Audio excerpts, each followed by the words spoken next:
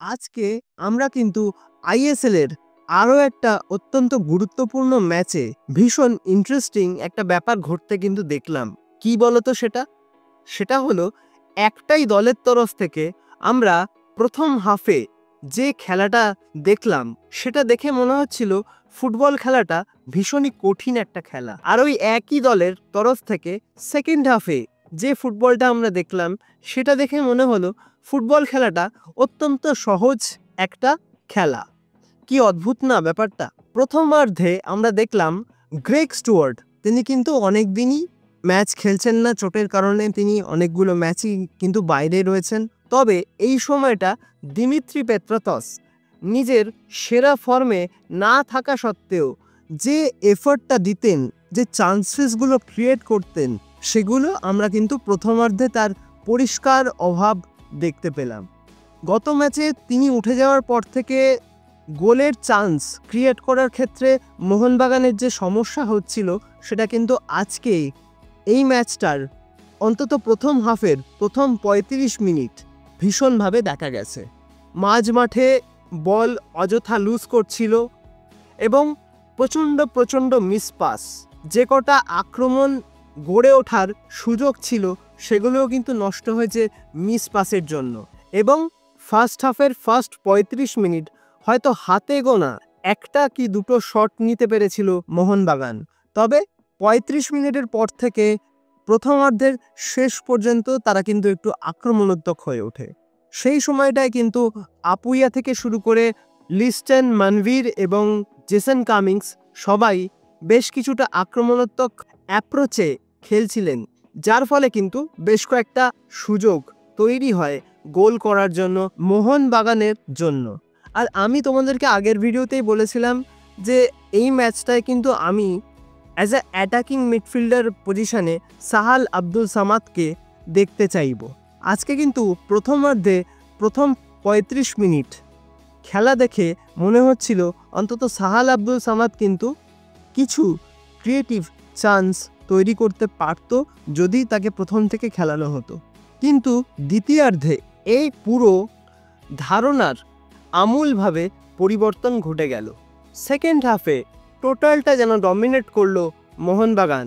Second হাফে তাদের খেলা দেখে মনে হচ্ছিল প্রথমার্ধে যে দলটা খেলছিল দ্বিতীয়ার্ধে তার সঙ্গে কিন্তু কোনো মিল নেই যে দলটা খেলছে তাদের মধ্যে। এর মূল কারণটাই হচ্ছে দলটা সবসময় একটা পজিটিভ অ্যাটিটিউড, একটা অ্যাগ্রেসিভ মাইন্ডসেট নিয়ে কিন্তু প্রত্যেকটা ম্যাচেই খেলতে নামে, যার ফলে আমরা কিন্তু বারবার এই দলটার কাছ থেকে এই ধরনের কিছু পারফরমেন্স দেখতে পাই, যেটা সবসময়ের জন্যই কিন্তু হতাশাকে প্রত্যাশায় পরিবর্তিত করে দেয়। আজকেও তার কিন্তু অন্যথা হলো না। আর দ্বিতীয় কারণটা হলো এই দলটার প্রত্যেকজন প্লেয়ার কিন্তু গোল গেটার। একজন স্ট্রাইকার বা একজন উইঙ্গার এইভাবে এই দলটা কিন্তু খেলে না। এই দলটার প্রত্যেকজন প্লেয়ার কিন্তু যে কোনো দিন নিজের সেরা খেলাটা উপহার দিয়ে ম্যাচের পট পরিবর্তন করতে সিদ্ধহস্ত। আর ঠিক এই কারণগুলোর জন্যই হয়তো এই দলটাকে এতটা অপ্রতিরোধ্য লাগে।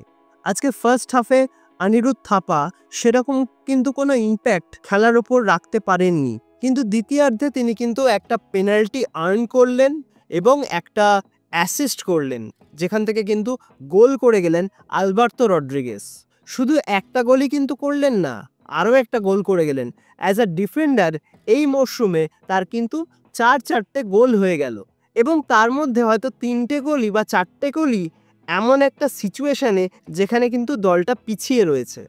ফার্স্ট হাফে যে গোলটা মোহনবাগান কনসিড করেছিল সেই গোলটার ক্ষেত্রে ডিফেন্সের কিছু ভুল ছিল, কিন্তু দ্বিতীয়ার্ধে যেভাবে আশিস রায়, আলবার্তো রড্রিগেস বা টম অলরেড বা শুভাশিস বোস একটা ইনজুরি নিয়ে একজন প্লেয়ার গোটা ম্যাচটা খেলে গেল, গোটা ডিফেন্সটাকে সাপোর্ট করলো, ক্রুশিয়াল টাইমে ক্রুশিয়াল ট্যাকেলগুলো করলো, দরকার পড়লে ওভারল্যাপ রানে গেল। এই সব কিছুর কারণেই হয়তো এই ধরনের কমিটমেন্ট লেভেল, পজিটিভ অ্যাপ্রোচ, প্রত্যেকটা ম্যাচে জেতার জন্য নামা, এই সব কিছুর প্রতিফলন কিন্তু আমরা দেখতে পাচ্ছি লিগ টেবিলে।